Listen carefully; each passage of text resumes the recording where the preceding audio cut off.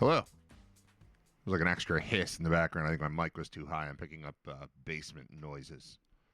I think we're good now. I think we're fine. Hello. What's up, y'all? It is Riter Radio episode 254, it says on my sheet. And I've got a new ritual. I was saving every sheet. And then it's like, why do I need 240 pieces of paper? The reason was I was taking it because any of the songs that I was playing, I was tracking all the songs I was playing, and then I was putting them on the playlist. There's a Riter Radio, the playlist thing on Spotify. That's all the songs that I play on the show, or most of the songs that I play on the show. And I was tracking them, and then I got caught up on that. And I was like, I don't need these things anymore. I don't need to know that Bob Gone was on episode 124 or whatever. Like, I don't need that. So they've been going in the garbage.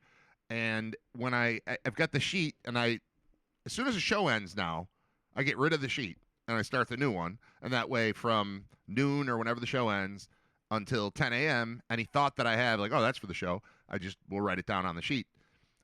I didn't write on the sheet the number. And then I just took a guess. It's a Thursday, so it's a 4 or an 8. Or a 4 or a 9, I should say. I think that's right. If I'm wrong, let me know. But I'm pretty sure this is episode 254 of Riter Radio. John Fuller is going to join me at 11-ish. And I thought about, again, I keep wanting to do this and things keep getting in the way, airing the conversation I had with Nick Mackay because I don't think anybody heard it. And it's awesome because I did it Thursday night, last Thursday. It's a week old now. So the Bills don't have a coach in our conversation, but we don't spend that much time on it. It was recorded last Thursday night. It aired in theory as the end of the Friday show. And then I left to go get my haircut at Buffalo Trim. They did this. Look at me. Look at my face. Isn't that pretty? Relatively speaking, like compared to before, they made me pretty. But I was on my way there when I found out that I never hit go live on the show on last Friday. So that show, there was nothing on Friday. Maybe tomorrow makes sense. It's a Friday show. Maybe I'll put it there. Anyway, I was thinking of airing that again today. I was going to do it the other day, and then the Bills announced Joe Brady was their head coach, so we didn't do it and stayed on for half an hour longer and talked about that. My thought was to do it the second half of the show, but then Fuller's going to be on. And then I thought of doing it in the first half of today's show, but I don't want to just open with something that's recorded because that's not live. That's not Riter Radio. That's not what I do. The thing is, at 10 o'clock-ish every day, you tune in, and then there's something new and live and fun. And you can tell when it's live, I think. And I wanted today to be live. Today's live. There is some debate regarding the Super Bowl in the chat right now.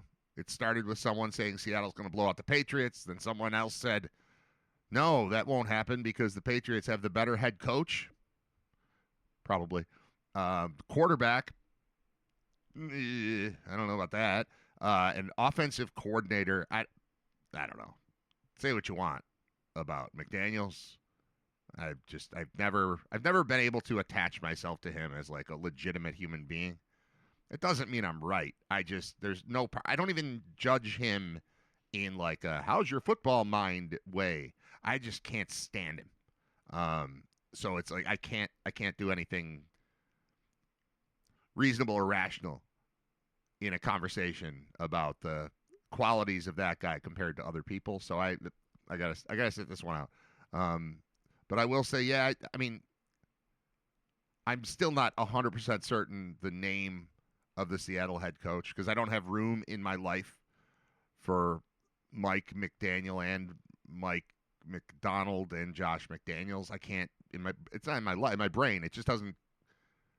So I don't know anything about him. He's just one of those guys. It got that way for me when this is gonna sound terrible. It's true though.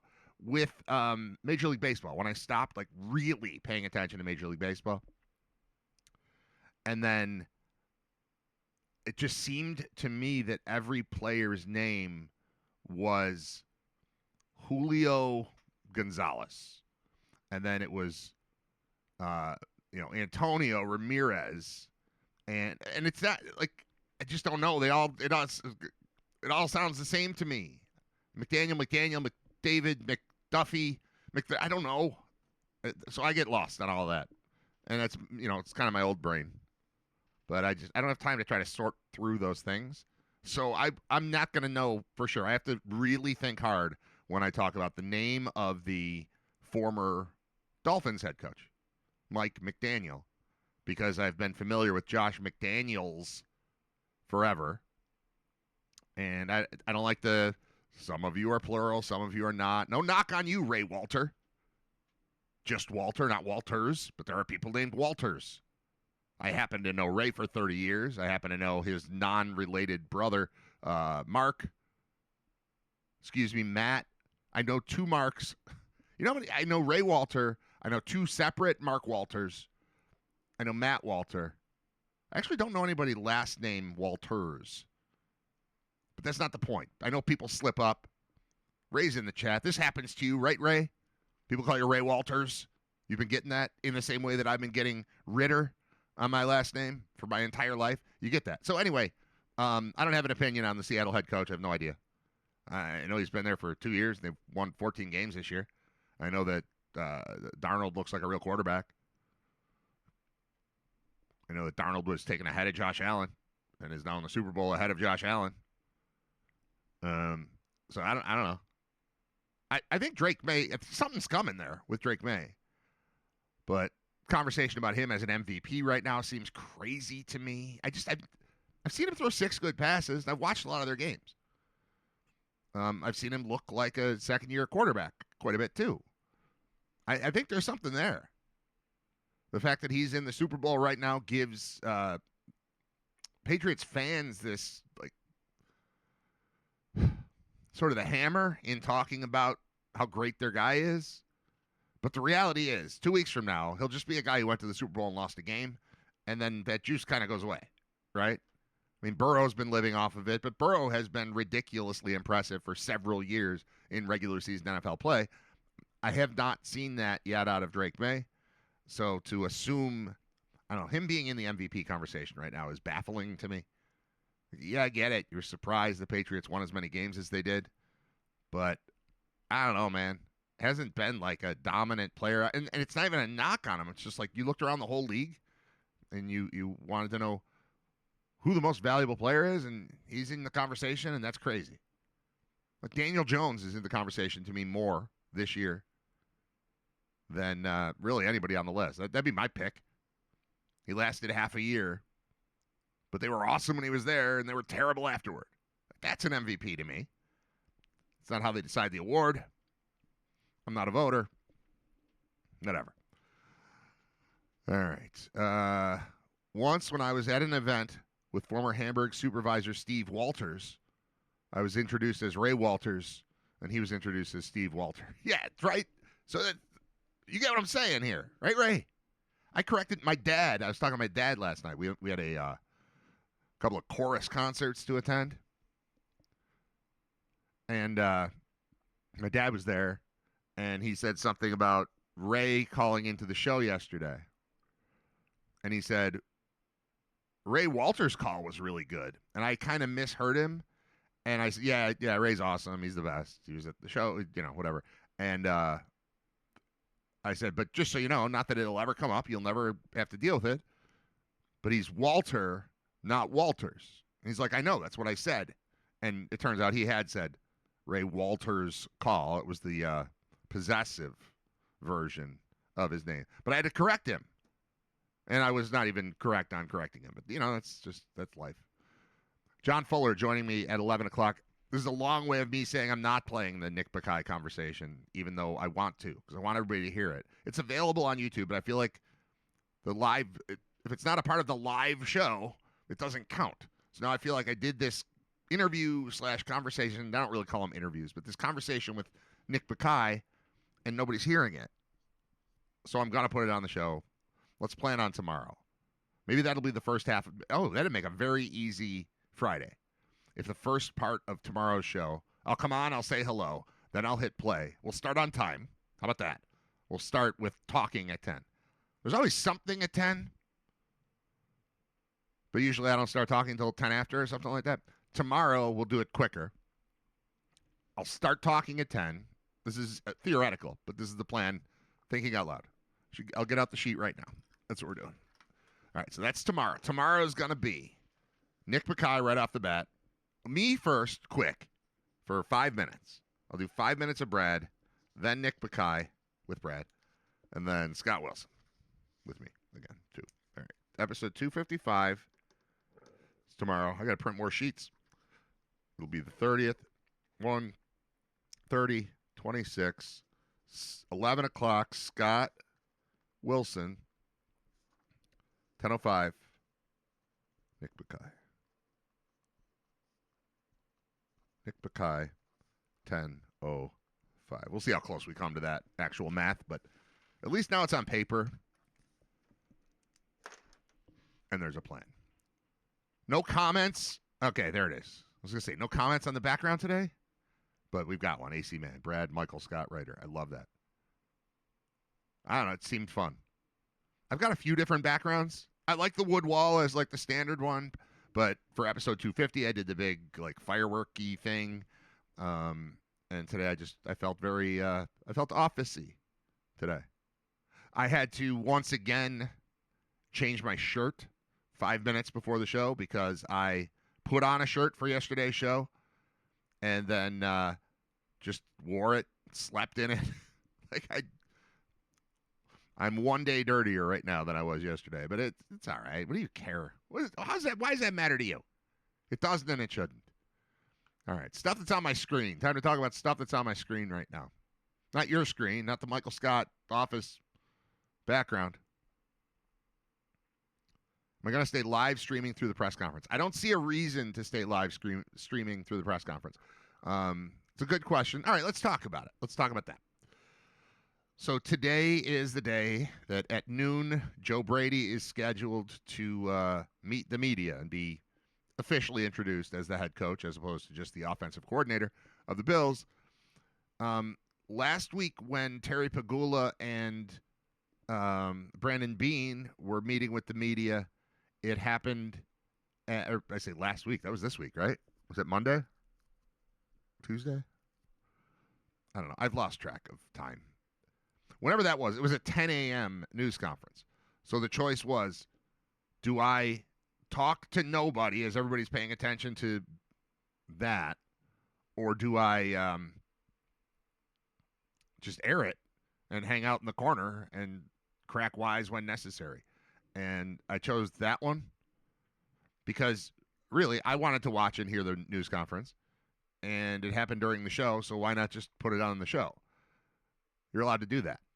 And that made sense. Today, my show is planned to go until noon. I think today what I should do is just end the show at noon. And then everybody else, I'll watch it, and you can watch it, and we'll talk about it tomorrow. Right? This is less controversial. I don't imagine this one will be, confrontational in the same way. You're not going, what the hell's going on? They're announcing who they hired. They're not announcing why they fired someone and what their plan is. That was more interesting and took place at 10 a.m.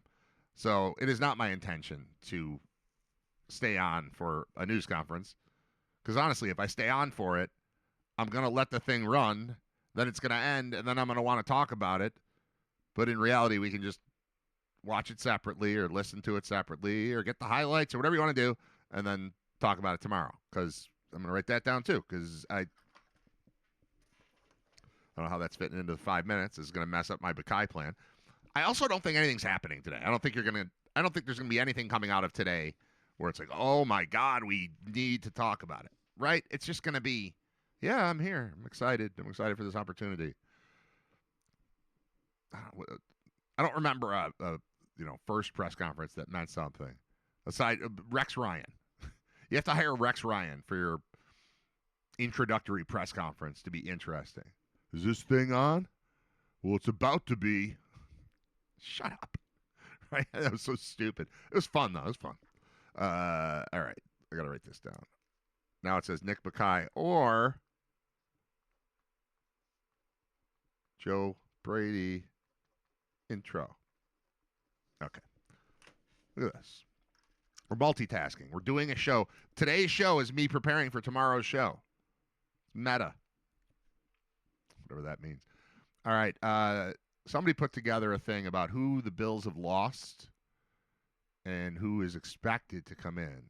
Ryan Talbot, who I know not so much from his writing, but from his podcast work with friend of the show, Matt Perino, who hasn't been on in a while. We should get Perino on. Today's not the day, but we'll get him soon. Love Perino. All right, Brady was named head coach Tuesday. That doesn't mean the team's former offensive coordinator is keeping the coaching staff the same. In fact, many coaches have already departed. I will confess, I was talking to somebody, might have been Bob, might have been Paul Peck, and I thought of interrupting to go, wait, is Bobby Babich gone? And yes, he is. I didn't know that. I never heard official word, but it's been mentioned a couple times on this show, not by me, and then I never followed up. Even though I was thinking about it, it was like, Paul or Bob said it and then kept talking for another 2 minutes, and then I saw something else shiny and talked about that. But it was in my head like, wait, is Babich officially gone? He is. So they'll get a new defensive coordinator. There are candidates listed here. We're going to walk through this together. All right. Who's in? Brady. That's it. Who's out? Bobby Babich, defensive coordinator of the past 2 seasons, is out. This was expected as the team's defensive letdowns played a big part in the team moving on from McDermott. That does make sense. It made sense the whole time. I just hadn't heard it officially. Now that I see it in writing, I fully believe it. I wanted to interrupt, whether it was Bob or Paul, to say, wait, is that real or are you speculating? And I just never got to it. But seeing it in writing, okay, so he's gone. Also gone, Adam Henry, wide receivers coach, has found employment elsewhere. He took a lateral job with the Steelers. He'll serve in the same role, wide receivers coach for Pittsburgh. It says Babich was announced on Wednesday as the defensive pass game coordinator and secondary coach for the Green Bay Packers. I am confused a bit by this pass game coordinator thing. Like, it seems to me that if I were operating a team, I would want an offensive coordinator, and I would want that offensive coordinator to be involved in both running and passing the ball, since those are the 2 ways to move forward from the line of scrimmage. And I wouldn't want 2 separate people dealing with those things. I get the positional coach part of it, because there are nuances that need to, and technique and that kind of stuff that need to be, specific to a position. But a passing game coordinator doesn't make sense to me. And now this is a defensive passing game coordinator, which makes less sense to me than the other one. So let's say we have a passing game coordinator and a running game coordinator and a defensive coordinator. I'm sorry, we're overcomplicating it by explaining how crazy this one is. Let's put it on the offensive side of the ball. You've got your OC, you've got a passing game coordinator, and a running game coordinator. Rushing, running, whatever you would call it. If you've got those 3 things, who are you listening to when it's time to run a play? It's going to be the OC, right? So what are these 2 guys? I mean, okay, it's 4th and 1, but 4th and 1 goes to the head coach, right? That's his decision to make. In what world are you turning to a running game coordinator? It sounds like football's been doing this for a long time. Football invents terminology to make it seem like the average fan doesn't know what's going on. We can't possibly comprehend what's happening in that sport because of the jargon. And you add that stuff in, and it gets stupider. And now, I mean, really, Bobby Babich, what are you in charge of? Stopping the pass. What happens if they run? I'm off. I'm off. If they hand the ball off, Bobby Babich has no responsibility. In theory. I'm sure there's something else. I'm sure it makes sense in the ridiculous world of football with 30 coaches on your staff. Sure. Just doesn't make sense. All right. Adam Henry, wide receivers coach to the Steelers. Chris Tabor, Bills special teams coordinator in 2025, was hired by the Dolphins right after McDermott was dismissed as head coach. He has a history of success coaching special teams and did a great job of coaching Ray Davis into an all-pro as a returner last year. All right. I think the move on special teams that propelled Ray Davis to excellence until the playoff fumble. The move was, and this is kind of what everybody in the league has been dealing with the new kickoff rule, is like figuring out a new system, and they figured something out that's instead of having two return men back there, let's have a return man and a fullback. And putting the fullback, Gilliam. I almost reverted to Damian Shelton. How long ago was that Damian Shelton was the fullback? 15 years? Jesus.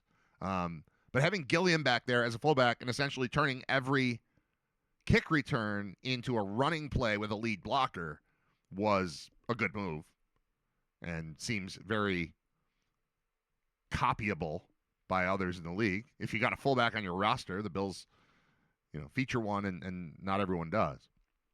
But having a guy specifically designed as the lead blocker and turning it all into an open field running play once he gets the ball, I think was very successful. But, is that he was great? Oh, no. How are they going to do that again? Just do the same thing. Just do what he did. I don't know. All right, what's next? Oh, I'm sorry. And Aaron Kromer retired. Shortly after the Bills were eliminated from the playoffs, it was announced that Kromer was retiring. This is a massive blow for the Bills, and whoever is hired to replace Kromer will have big shoes to fill. This article then goes on to list candidates to fill these positions, and I think that's the most fun one. I'm going to jump to it right away. Where is it? Just Because. It starts with Just Because. And it's here somewhere, but I don't see it. And Kromer. Keep going. I feel like the article's... Oh, there we go. Offensive line coach candidate to watch. Aaron Kromer may have retired. That doesn't mean the Bills can't have a Kromer coaching the O-line in 2026. Zach Kromer is currently the assistant offensive line coach of the Rams. He's been interviewed in the past for offensive line jobs and is one of the more attractive options available at this time. All right, what else do they have on here? Offensive coordinator.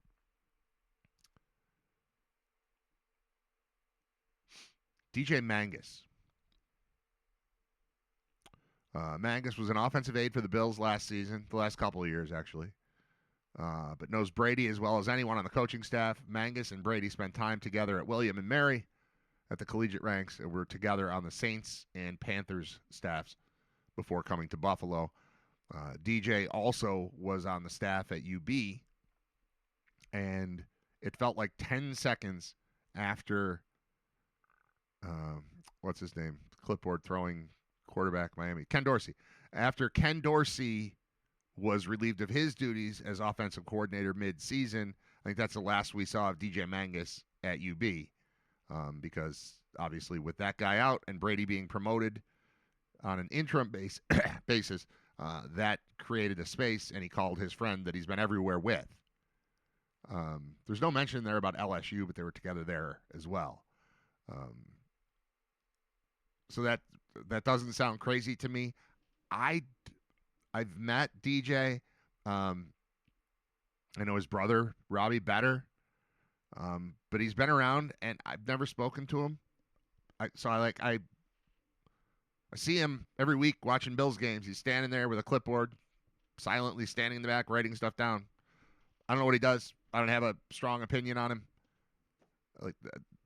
No part of me has ever been like, what they need is DJ Mangus to be the offensive coordinator. But if that's Brady's guy and they're in lockstep, then I guess I approve.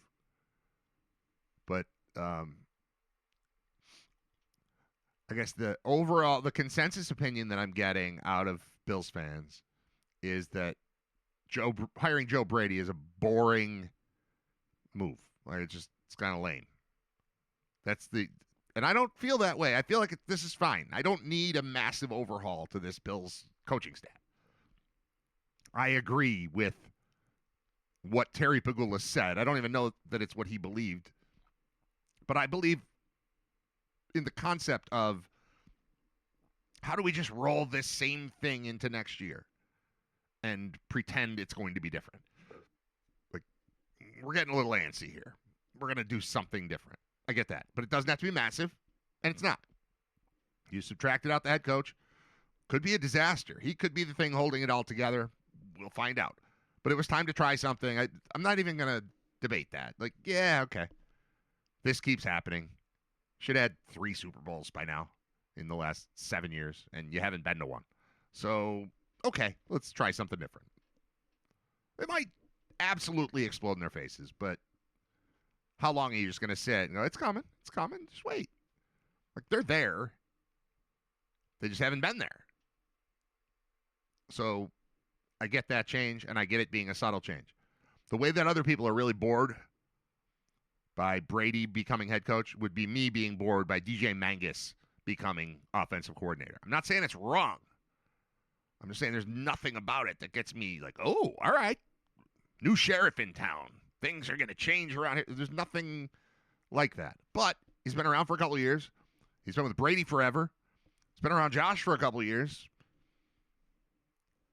I would think who are your coordinators is part of the conversation you have when you're picking a head coach, unless this was all preordained, which I don't think it was. So it makes sense to me that would happen. But I'm bored with it already. It hasn't happened yet, and I'm already bored with it. That's, doesn't mean it's wrong.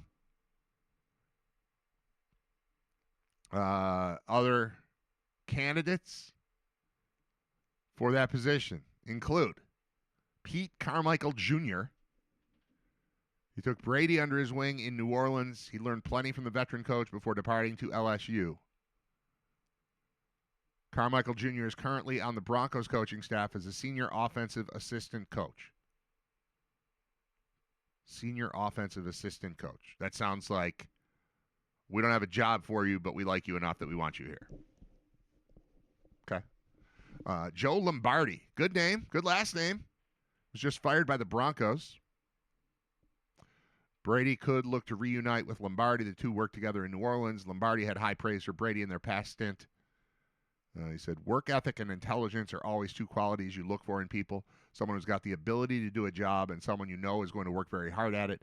Those things really do stand out. I'm not surprised at all with the success he's had. Regardless of who's hired for the role, Brady will reportedly call the offensive plays in 2026. So that sounds like Mangus to me, if that is the plan. And I've heard, that's another one of these things that I've heard but haven't seen in print or haven't heard from official. It's just like, oh, well, Brady's going to call the plays. And now I'm reading it and writing, and it's like, okay.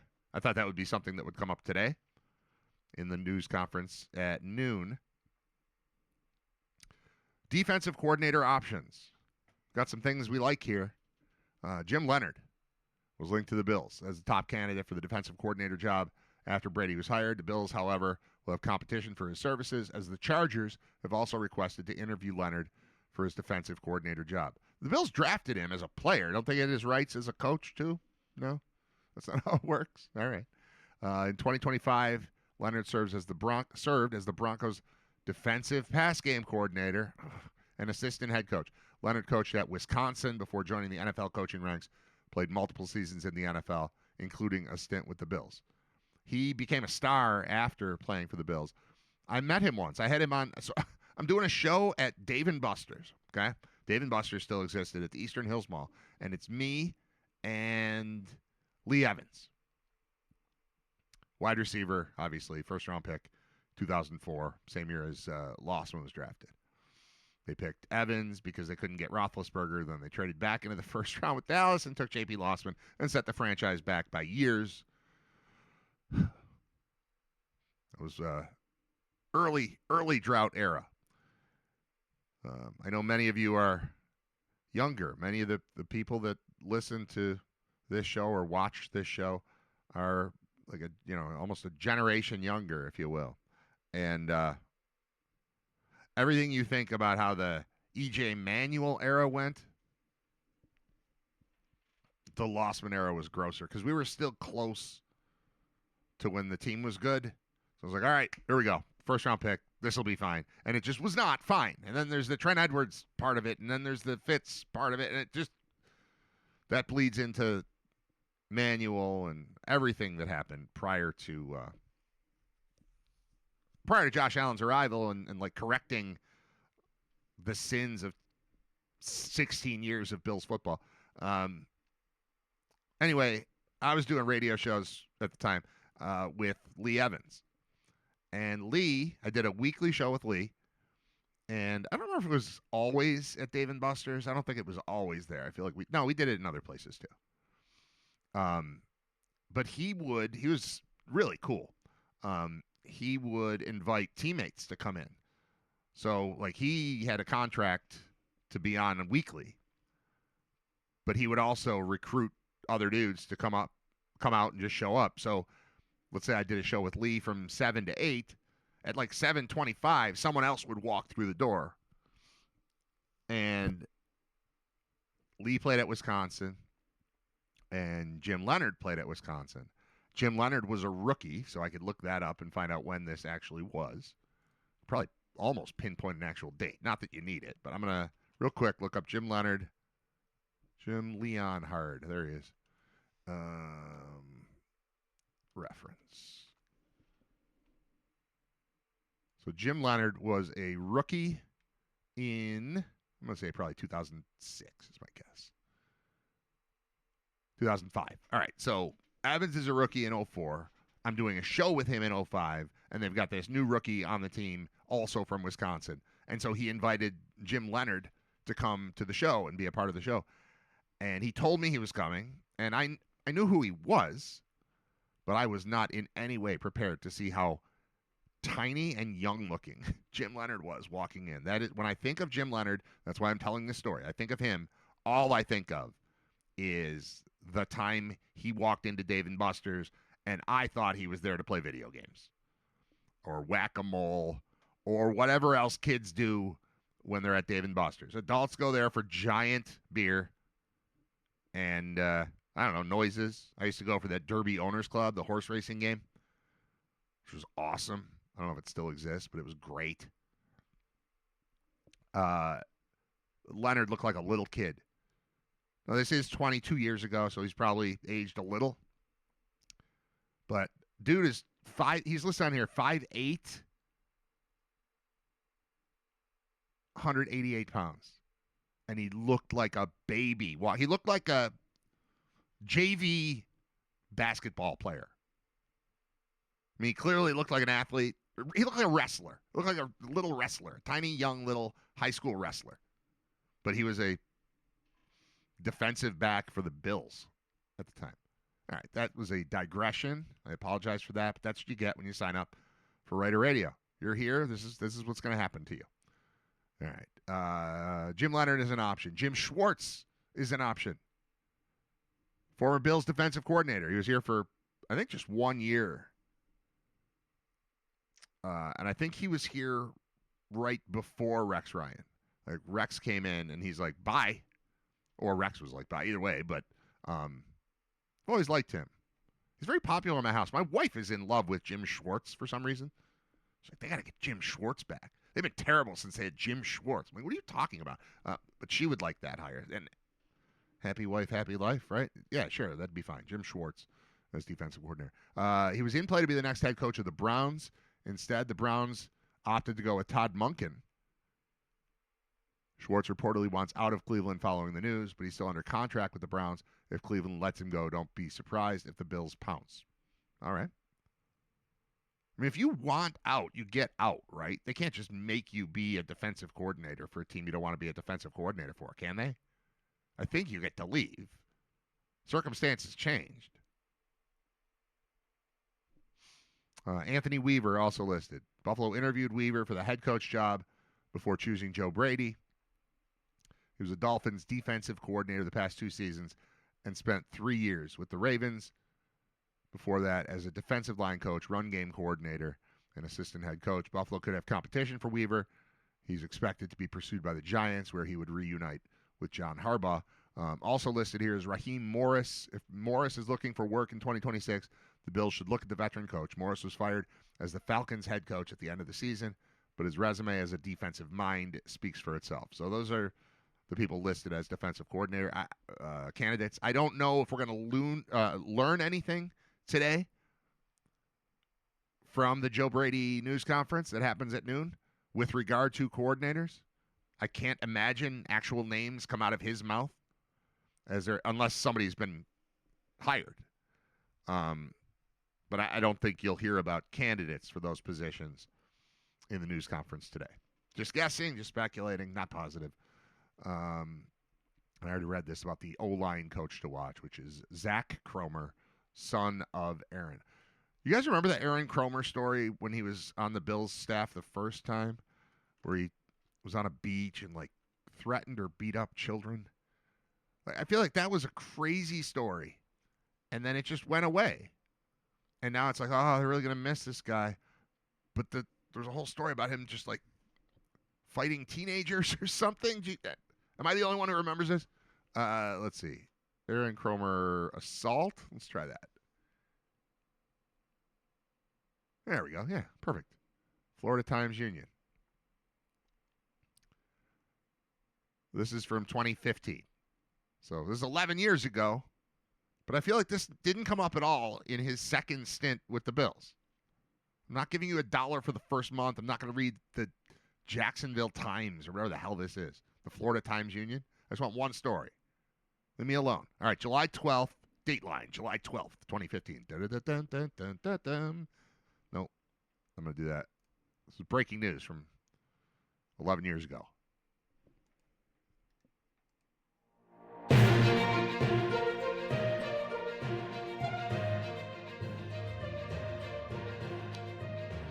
Dateline, Defuniak Springs, Florida.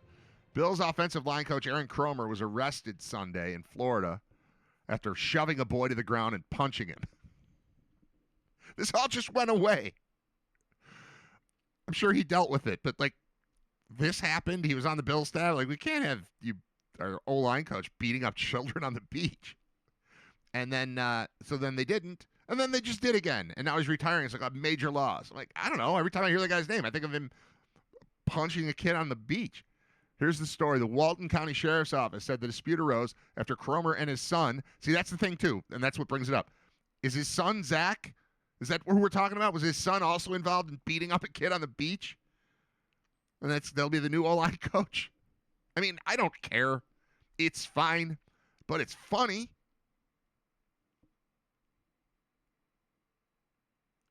The Walton County Sheriff's Office said the dispute arose after Cromer and his son confronted three boys about their use of beach chairs while fishing near their home. In a statement, the Sheriff's Office said Cromer grabbed the boy's fishing pole and threw it in the water before assaulting one boy. The victim stated Cromer also told him if he reported him to the police that he would kill his family, the Sheriff's Office said. Cromer, 48 at the time, was taken into custody just about 2 a.m. Sunday. Released on bond about an hour later, jail records show. He's charged with battery that caused bodily harm, but the sheriff's office said it was still investigating and additional charges are possible. The sheriff's office did not release the names or ages of the boys who were involved in the incident. In a written statement, the Bills said, "We are aware of the report and in the process of gathering facts." Cromer joined the team in January after being fired from the Bears. We don't know why. Was he beating up children in Illinois too? Unsure. So I just want to know if that was his son, Zach. You know, they're not going to publish that. I don't think that's findable. But might the Bills have consecutive O-line coaches that are A, related, and B, were both involved in assaulting three kids over beach chairs and fishing poles and arrested at 2 a.m? It's a good story. I apologize. Somebody said, I thought there was actual breaking news. There was. It just happened 11 years ago. It broke then. Broken news. Already broken news. The Pro Football Hall of Fame has released an official statement regarding the Bill Belichick isn't getting in on the first ballot news.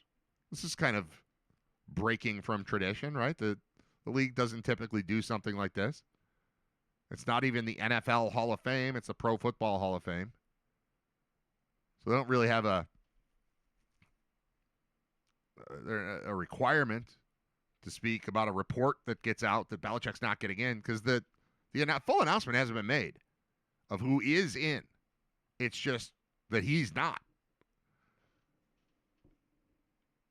But there is an official statement released last night at 6:39 p.m. Football Hall of Fame. Oh, it's the Football Hall of Fame. It's not the NFL. Okay, good. Pro Football Hall of Fame released a statement Wednesday following a Tuesday report that six-time Pro Bowl or Super Bowl winning head coach Bill Belichick was not voted into the class of 2026 in his first year of eligibility. Per the statement, if it is determined voting members, quote, violated the selection process bylaws, that, quote, action will be taken, including removal as a member of the selection committee. ESPN reported Tuesday that Belichick did not receive the necessary 40 votes from the 50-person panel, news that prompted swift and robust criticism throughout the sport. The Hall of Fame statement did not mention Belichick by name, instead referring to media reports related to its class of 2026. Hall of Fame is all class. I get it. Tacky yellow sport coats, but other than that, all class.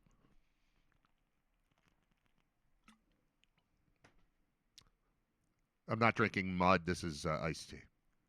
Usually I drink water, but this is, I went with iced tea today. I drink a lot of iced tea. I bet I drink more iced tea than anyone in America.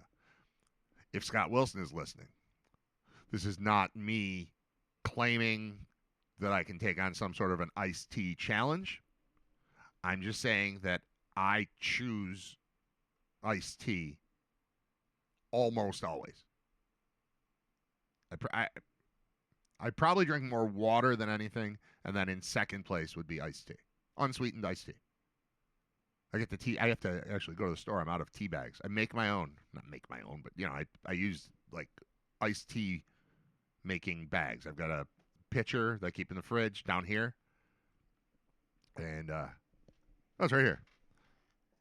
Look at this. It's stained brown because it's always iced tea, but it holds the tea bags right there. I put 3 of these in there. This black tea from Wegmans. Put 3 of those in there. Let it sit overnight. It comes out delicious. There's not much left, but there's none left. It's all in here. But I'm out of tea bags, so I got to go to the tea bag store, also known as Wegmans. All right, the Pro Football Hall of Fame. This is in quotes, so this is from the hall itself, which is a phrase that's going to be in this next sentence. Weird. The Pro Football Hall of Fame understands and respects the passionate reaction of many fans, media members, and enshrinees of the hall itself in light of published reports regarding the voting results for the class of 2026. It's that very passion that propels the game. The hall also respects the members of the selection committee when they follow the selection process bylaws. It is an honor to serve as a selector. Each year, the hall reviews the selection process and the composition of the 50-person selection committee. If it is determined that any members violated the selection process bylaws, they understand action will be taken. That could include the possibility that such selectors would not remain a member of the committee moving forward. The selection of a new class is the most important duty the Hall of Fame oversees each year, and the integrity of that process cannot be in question. ESPN, citing several sources who spoke with the coach this past weekend, reported that Belichick was puzzled and disappointed by the result of the vote. The report of Belichick's snub was met with significant criticism, including from Chiefs quarterback Patrick Mahomes, who posted Tuesday on social media, "Insane, don't even understand how this could be possible." The public outcry continued to grow on Wednesday with former Patriots quarterback Tom Brady, not to be confused with new Bills head coach Joe Brady. That's been on my mind for a while. How long is it going to take for us to see the name Brady with no first name attached to it and think of Joe before we think of Tom? Like, I last night ran into a friend of mine and I said, "What do you think of the Brady thing?"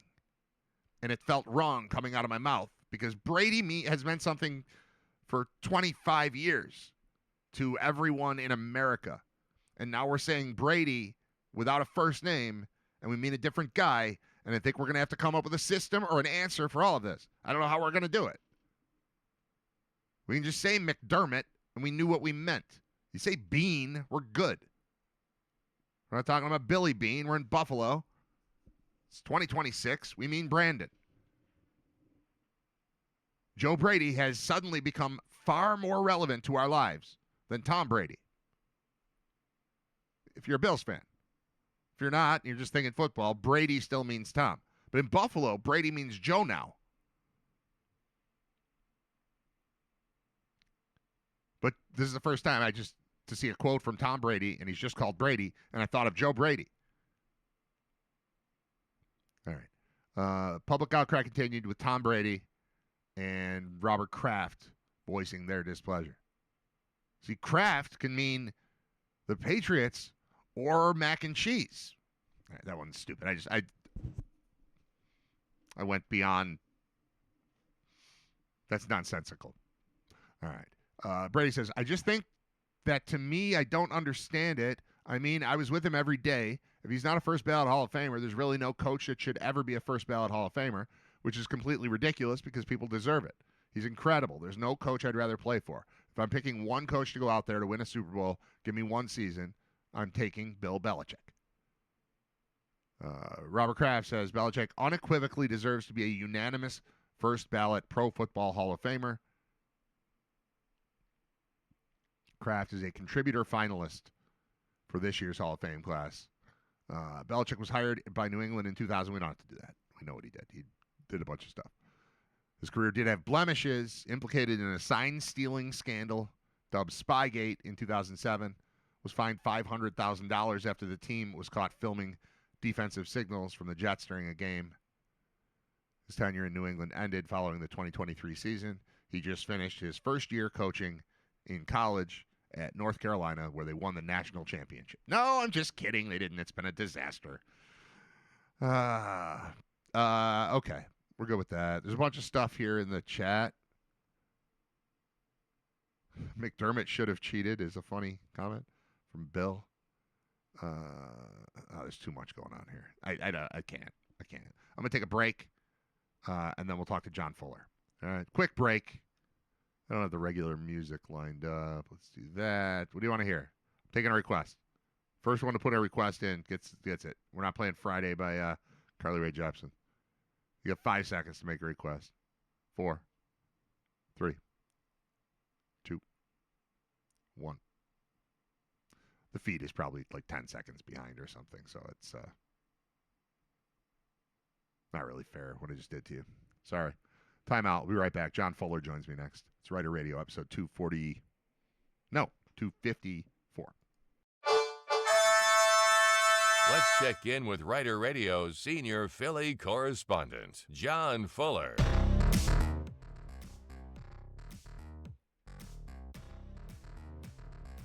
Here he comes. It's John Fuller, made famous by closing out the first ever edition of Brain Vault live at the Kaz on Tuesday night. He was called to the stage, pulled from the bucket.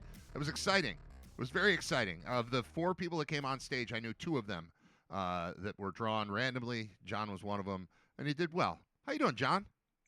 I'm doing great. I'm still a little disappointed. I only got 3 of the 5 questions. Yeah, you did well, though. You gave a good answer to one of with Stevie Wonder, you guessed Michael Jackson. That was one of them.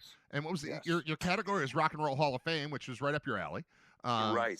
And the punk rock band, I was Ramones. It was Sex Pistols, and I was thinking Sex Pistols, but I just couldn't come up with it. Yeah. The spotlight's on you. The pressure. Standing up there on stage, a little more pressure than just sitting around with your buddies. So yeah.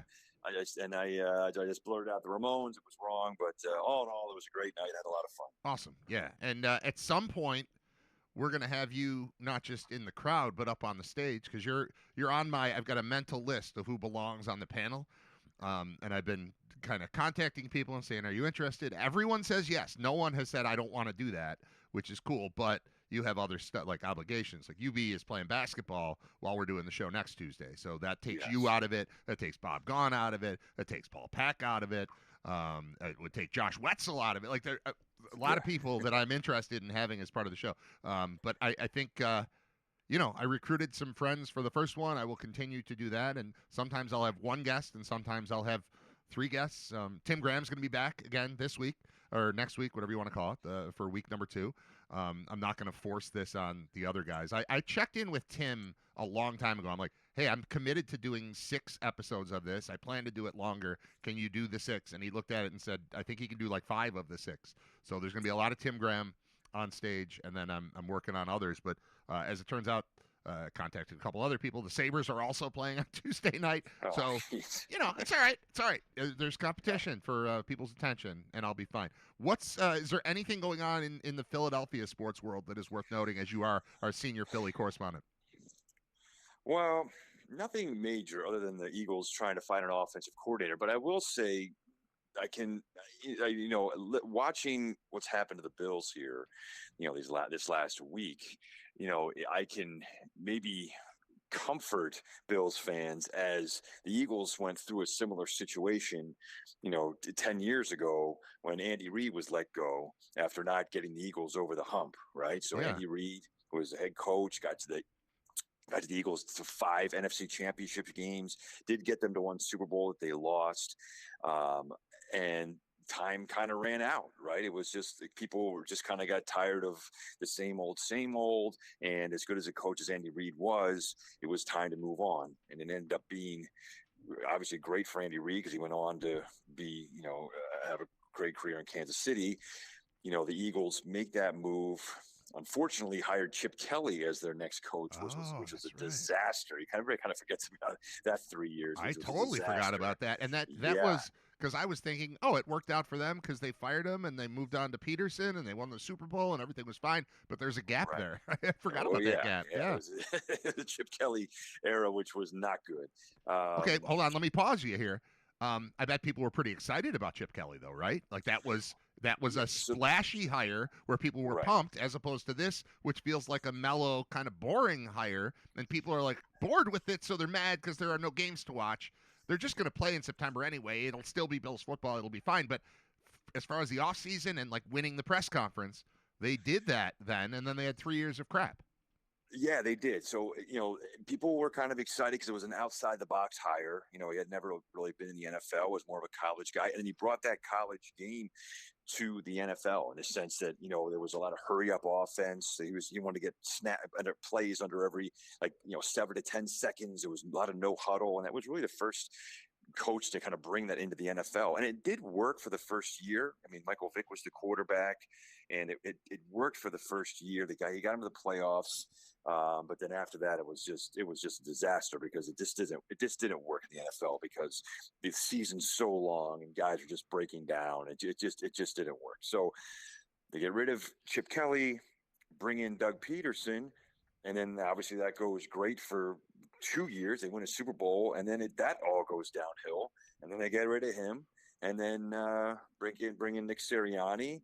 And, he wins a Super Bowl, which is great. But, I have no idea if he's a good coach either. I mean, I'm not complaining because the Eagles have obviously won 2 Super Bowls in the last 7 years, which is awesome. And they're perennially good. I will say this. I think the difference in all of this and the one constant that's been with the Eagles that I don't know that the Bills have is that the Eagles have always had the players. Howie Roseman is a tremendous general manager.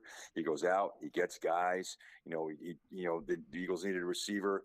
He traded their first round pick. There was a draft day trade to get AJ Brown. They said we want AJ Brown. We got him, and he just constantly he makes good deals. And I don't know that Brandon Beane can do that. I mean, he hasn't done it so far, obviously, and that's kind of been that's been, to me at least, from an outsider, that's been the biggest complaint of all Bills fans, is that while yes, Josh Allen is phenomenal, who's he throwing it to? Or the defense maybe hasn't been as good because they haven't had a good linebacker or whatever. You know what I mean? It's just so there's a lot of pressure on Brandon Beane.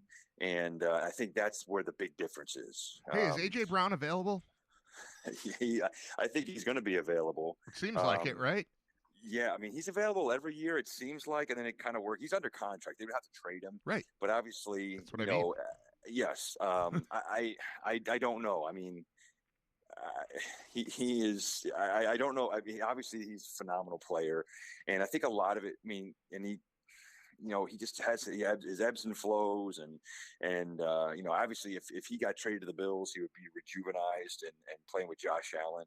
I think he would obviously be phenomenal in Buffalo. But I don't know if the Eagles are going to do it. But if he makes enough of a stink, like a lot of these players do. It feels like the Diggs thing. It feels like the Diggs thing where he was great in Minnesota, but then he got annoying And it was time Yeah. for him to move. And the Bills got him, and he was great in Buffalo. And then he got annoying, and it was time for him to move. And he's been good for New England. He's playing in the Super Bowl next weekend.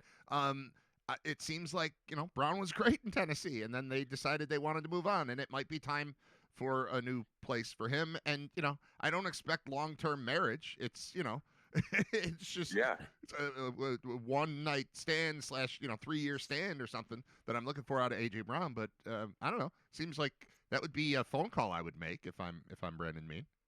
Yeah, We all saw what happened on TV, Well, right, and that's again, and we'll see. I mean, he obviously, he still had a 1,000-yard season. Everybody thought he had a terrible season this year. But he still had a 1,000-yard season and a bunch of touchdowns. I mean, his production was a little bit lower, but and he gets kind of lazy on his routes at times. But the guy's got the strongest hands I've ever seen in football. I mean, you throw it to him, he's catching it. You know what I mean? Yeah.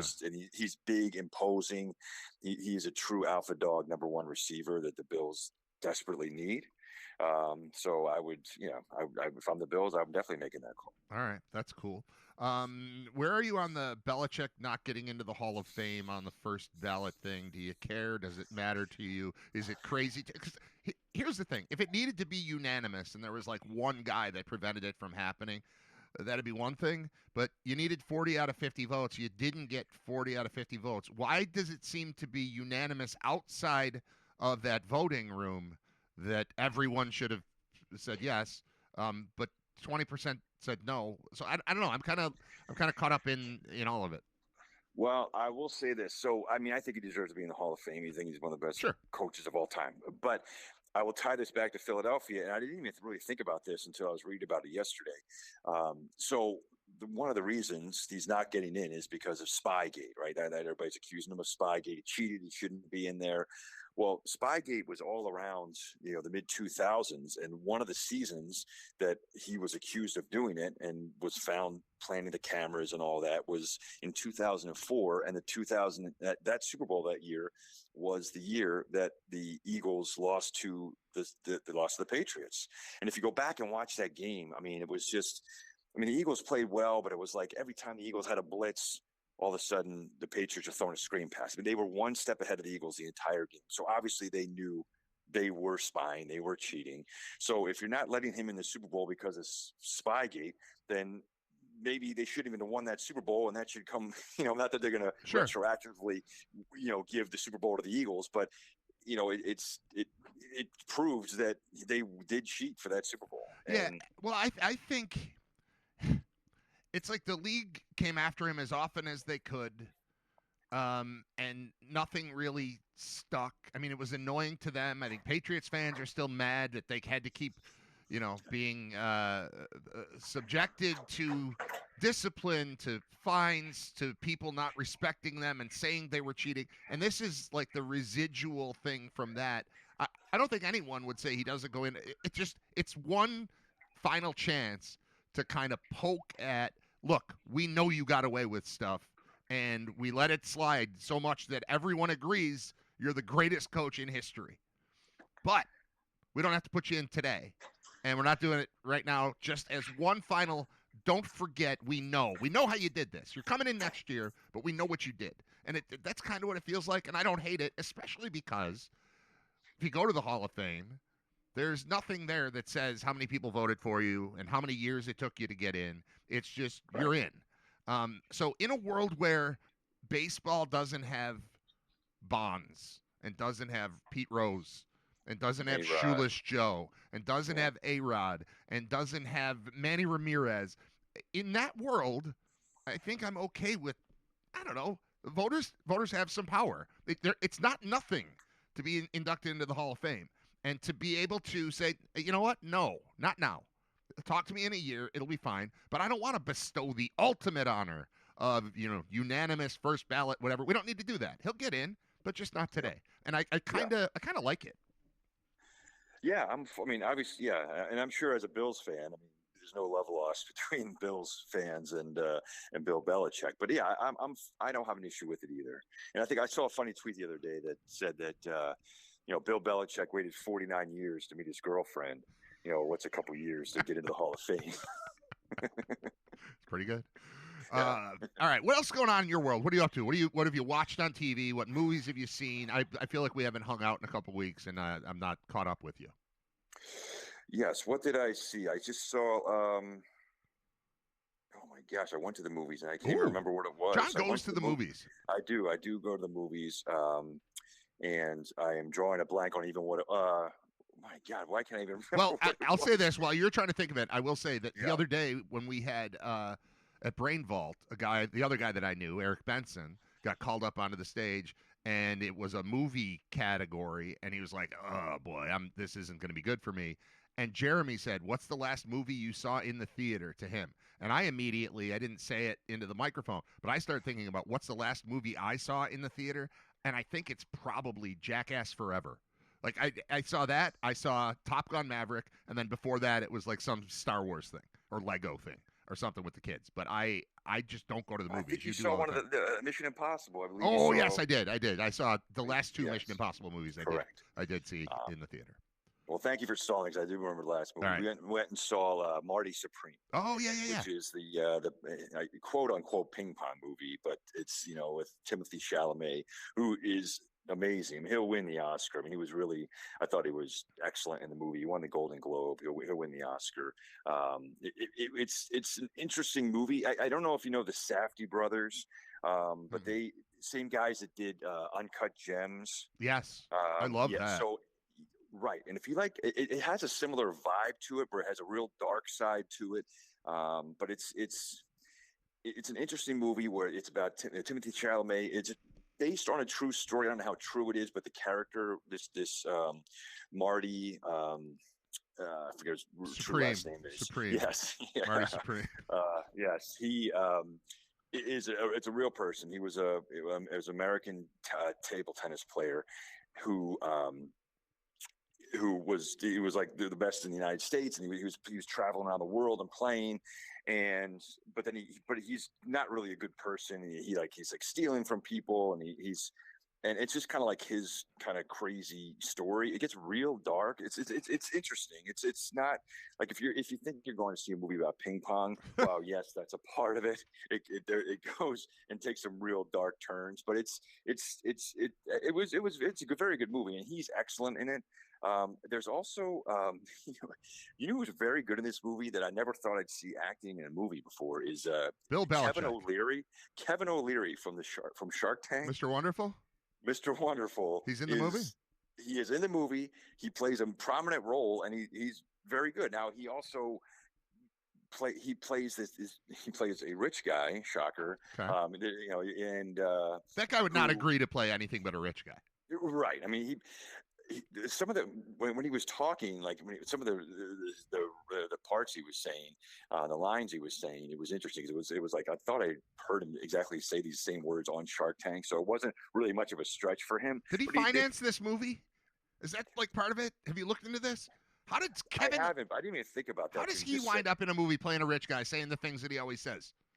I think he has to finance the movie. I'm looking this up. You and talk not about only the movie. that, I'm looking this up. But he plays Gwyneth Paltrow's husband. So now I'm thinking, yeah. Yeah. So did he write the movie? Exactly. Right. I didn't put two and two together. What are we talking about here? Okay. So he is in the movie. Another very small cameo in the movie, and that's why I like these Safdie brothers, because they tend to take chances and do crazy things. Do you remember the guy? This is probably 10, 15 years ago. Remember the homeless guy? I think he was in Columbus, Ohio. Had like the golden voice. He has a name that's the same as somebody else. As a famous baseball player, Ted Williams. Ted Williams. There you go. Yeah. Yes, I remember this guy. He has a couple lines in this. He's in the movie, and I'm sitting there watching this, and I'm like, I think it's him. And to the point where I had to stick around to the credits, and sure enough, it was Ted Williams, and he's in the movie. And I didn't think about that guy since, he had that little, 15 minutes of fame 10 years ago. He has a small part of the movie, so it's weird. I think you'd like it. I like it already.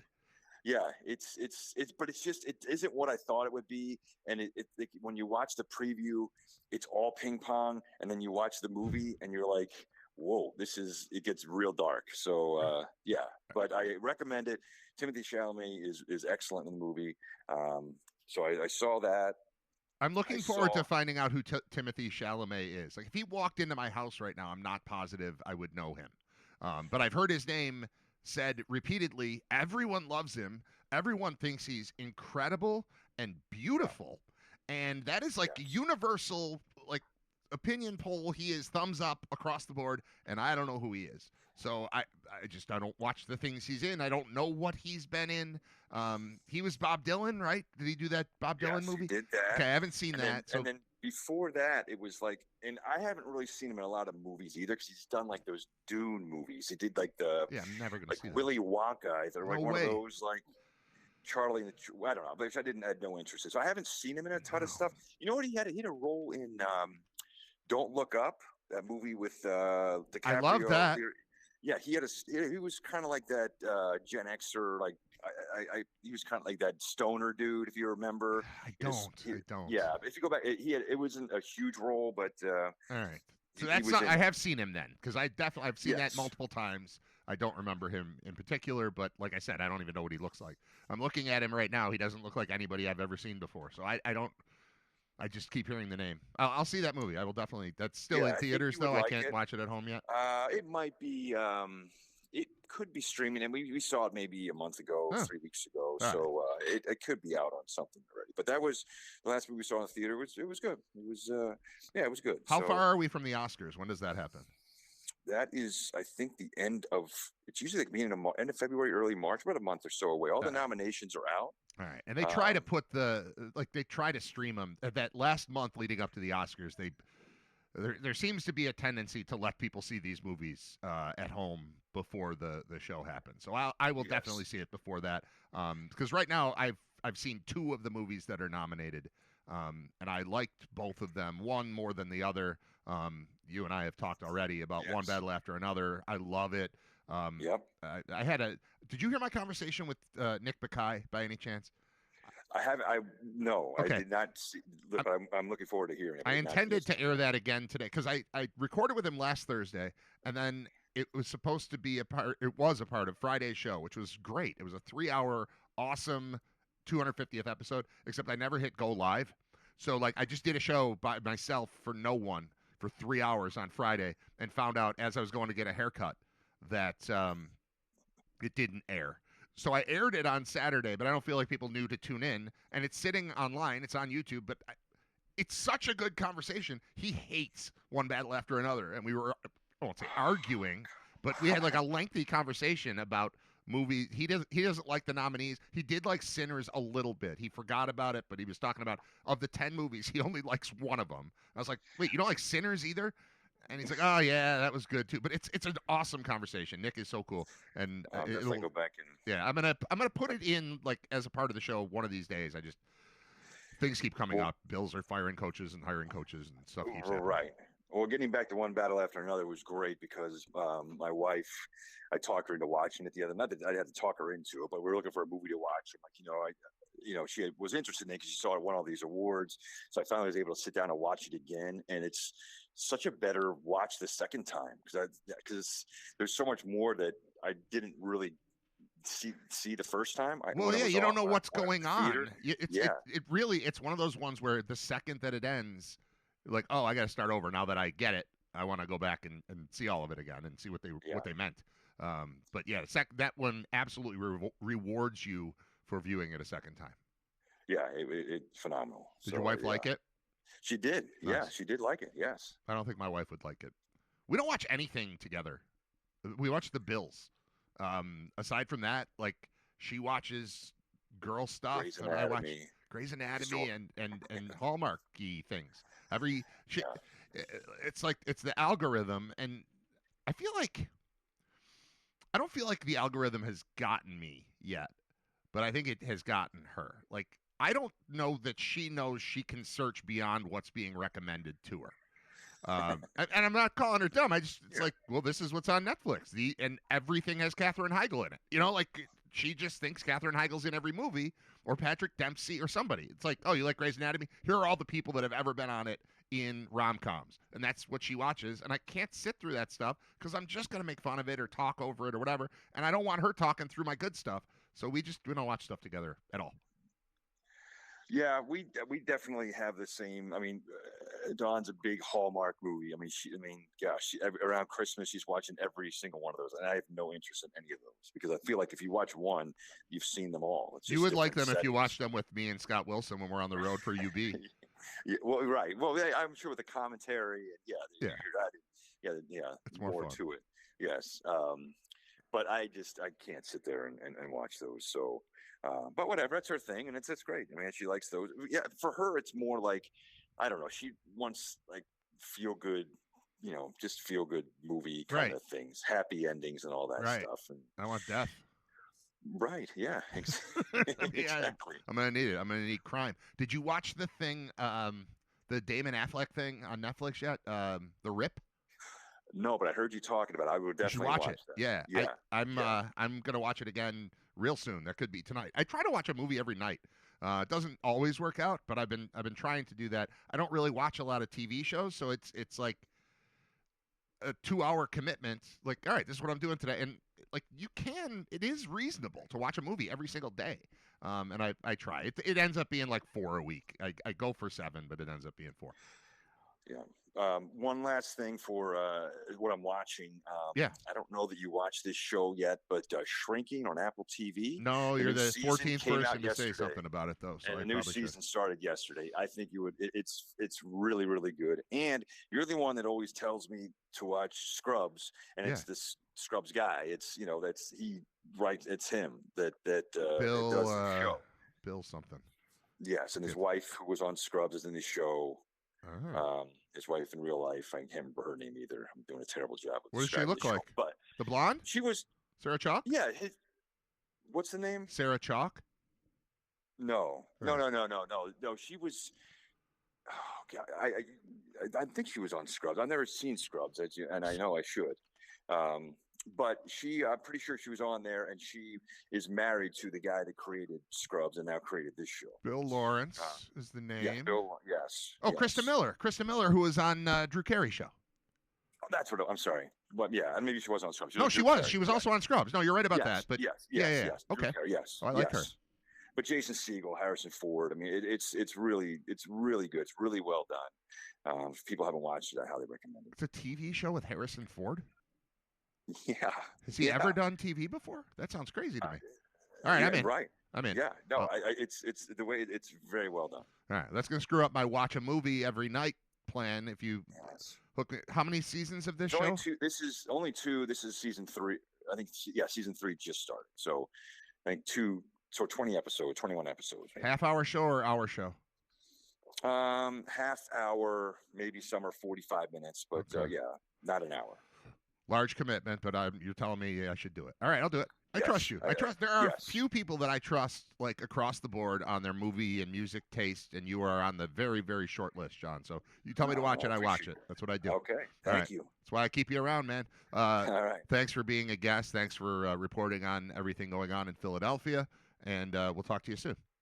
Yeah, and for those that's listening that weren't at last week's Brain Vault, go. It was a lot of fun, and yeah, it's keep it up. I think it's really going places. Hey, well, I've got you. Do you have any suggestions? Like a couple of them, obviously solve the technical problem so we don't have any downtime, and I'm on that. The shortening the time from 30 seconds to 20 seconds on the multiple choice questions, I think, is right. Would you agree 30 to 20, not 30 to 15? Yes, because people are trying to answer those as quick as possible. So yeah, 15 will be fine too. I mean, you're in a my hurry. finger is hovering over the button as soon as the question comes up. So I think most people are too. So I think even 15 seconds would be fine. Okay. The only other suggestion I would have is only because I think you got the idea of this from watching Kill Tony, just like the look of it. But I think like if you get people up on the stage, my favorite thing of listening and watching Kill Tony is when he talks to the interview after the thing. Interview. And I'm not saying it has to be a bunch of things, but maybe get to know the person on the stage. That is the intention. It didn't. Everything that I had planned didn't happen because it was all just happening so fast. But that is a part of it. Is bringing. It's supposed to be interactive. And there are supposed to be more than 4 people. Only 4 people made it up to the stage because of various things that happened. I was overloaded with the trivia part, and I wanted to be more show. So that will evolve. So I agree with you, and that is the plan. I also think that having 4 of us at the table might have been too many people. The plan is me plus 1, and maybe 2, and maybe sometimes a third guest with me. There was just there was a lot going on. I mean, everybody was great. Everybody did well and just kind of played along. And I told everybody, we're not preparing anything. I'm going to prepare. You prepare nothing. Just show up and crack wise. Have fun. And that's what those guys did. So, yes, I do agree that getting more out of the people who come on stage would be fun. Yeah, I think so. All right. Sounds good. Thanks, John. Great. All right, see you, Brad. All right. There goes John Fuller. Say goodbye. Goodbye, John Fuller. We'll talk to you soon. Timeout. Be right back. I'm Brad. It's Riter Radio. It's episode 254. And today is January 29th, 2026. Stay tuned.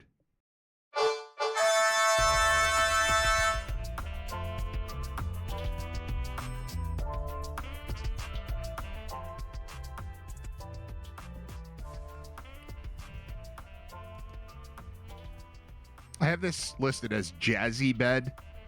It feels more like it should be seductive bed. I feel like I'm trying to seduce you every time I hear this. I'm not. I'm just doing a show. Just trying to. I'm here for entertainment purposes only. Just hanging out. Bret Michaels talks Niagara Falls Show fans charity Steelers. All right, I'll click on that. Channel 4. I was actually reading a story about a kid with a gun stored in his bedroom that they found. It busted him. Let's see. I've had a Bret Michaels concert at Fallsview Casino on February 6th. He spoke with Buffalo Jukebox host Adam Duke about the show, his hometown Pittsburgh Steelers, connecting with fans at shows, his charity work, and more. I don't know what that is, but that sounds cool. 12 minutes of conversation with Bret Michaels. If Bret Michaels is coming to town and doing interviews with people, I would like to talk to Bret Michaels. I need to turn this speaker down. I'm hearing like something. Kind of feedback or something was just happening, like a little echoey thing. All right, Bret Michaels, that's the lead singer of Poison. People probably aren't very interested in him. I am. Unrelenting cold grips Buffalo Niagara into weekend. Hey, we made it. Well, tomorrow's Friday, and I was at a school event last night. So it was a concert. It was 2 concerts, actually. There was a 5th and 6th grade chorus concert at 6. And then there was a 7th and 8th grade chorus concert at 7:30. The one at 6 took like 25 minutes. They sang 4 songs or 5 songs, then it was over. And I live less than a mile, probably less than half a mile from the school. But the weather was so terrible that it made no sense to leave. I could have just gone home for 45 minutes and come back. And I say I mean we. It was me and the kids and my parents. And my wife eventually was there because my other son had a basketball game at 5, but there was a concert we had to be at 5:30, so I didn't go to the basketball game. It might be the first basketball thing I've missed. I go to all the basketball stuff. But somebody had to go to the kids' concert, right? I mean, in reality, 10 times out of 10, I'm choosing basketball over chorus. But you can't just drop off your kid and be like, go sing to nobody. I'm going to watch a basketball game. Enjoy your... That's bad parenting. So we had to split up, and I went and watched it. It was fine. You know, it's a chorus concert. Band concerts are really... I like those a lot. And I don't mind the chorus being added to a band concert, like when they do like orchestra, band, chorus. That's what we used to do when I was a kid. It was one concert. There was the orchestra. I wasn't in that. Then it was the band. I was in that. And it was the chorus I wasn't in. But it would be the 3. You'd see all the kids. Now, I don't know how you do that from a, dealing with the capacity of the auditorium. Because just 5th and 6th grade chorus, it was standing room only. My youngest son sat on a floor. And I sat separate. It was me and my mom and my son that were there. And then my other son was on stage. And we found a seat for my mom because we got there later than we should have. In part because this is good. I made dinner. It's me and 2 kids trying to go to this concert. My wife and other son are gone. We have to be at the school at 5:30. In real life, we could leave at 5:27 and be at the school at 5:30, if not for traffic, everyone else trying to arrive at the same time, and also the weather was terrible. So, had to brush off the car, all that stuff. We finished eating. Everybody was done with dinner at 5:20. I said, we have to leave in 5 minutes, and we would be completely fine. It gets to 5:28, and we're supposed to be there at 5:30, and I know the weather's bad, and I know that other people are doing the same thing, so I wanted to leave. Honestly, 5:25 was later than I wanted to go, but it would have been fine. 5:28, I'm like, Nate, are you coming? He's like, yeah, I'll be down in a few minutes. I'm like, you're supposed to be there in a few minutes. And he says, I can't find a tie. If I hadn't yelled up the stairs to ask what was going on, I continue to wonder, would he still be up there looking for a tie without saying, I need a tie?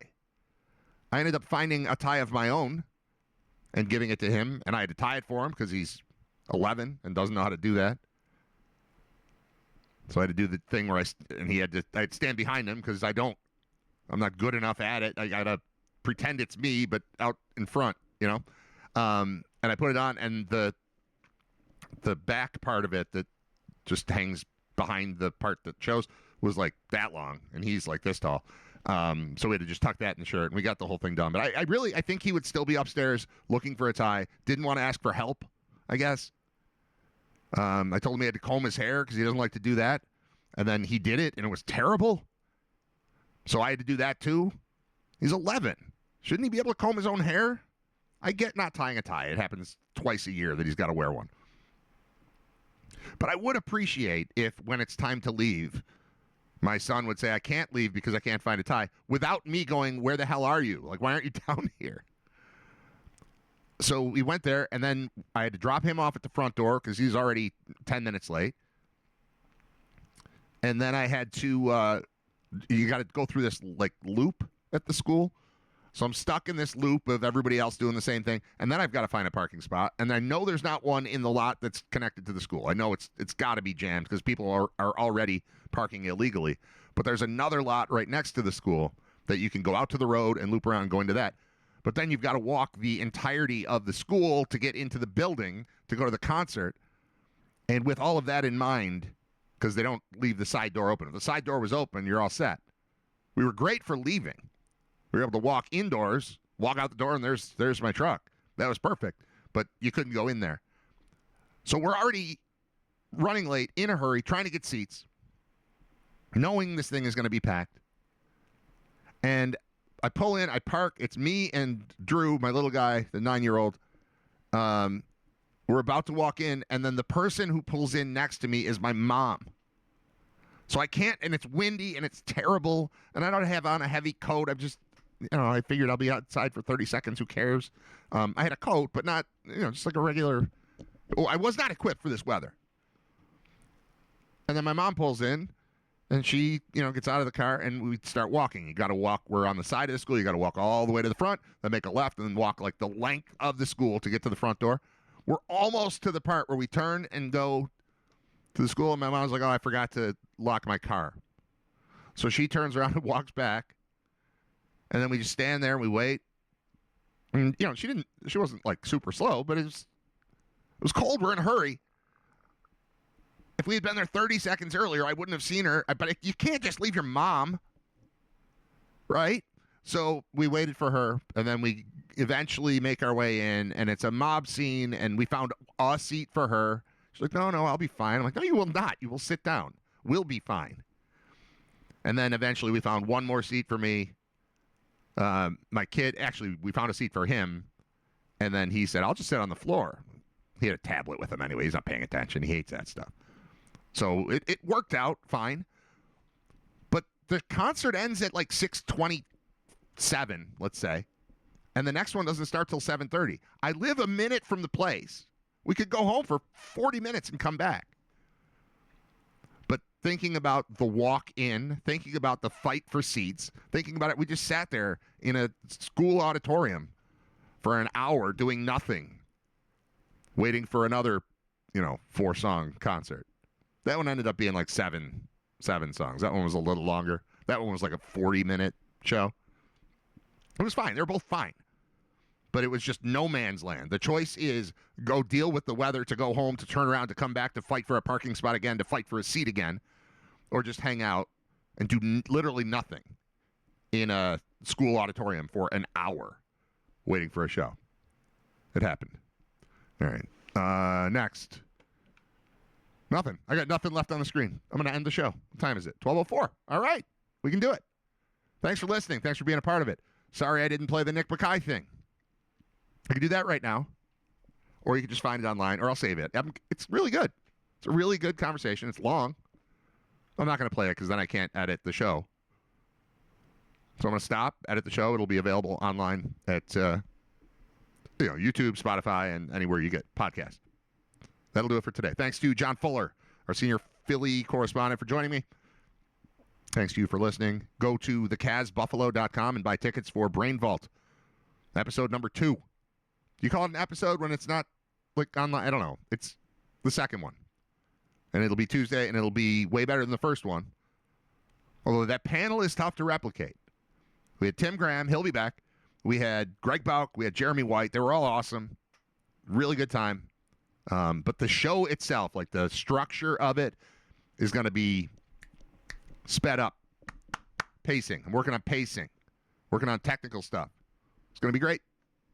I look forward to it. You should too. You should come. All right. That'll do it for today's show. I'm finished. We're going to play. Where's my thing? I got to find my thing. Where's my thing? All right. Bye. I don't know. I have a turkey sandwich.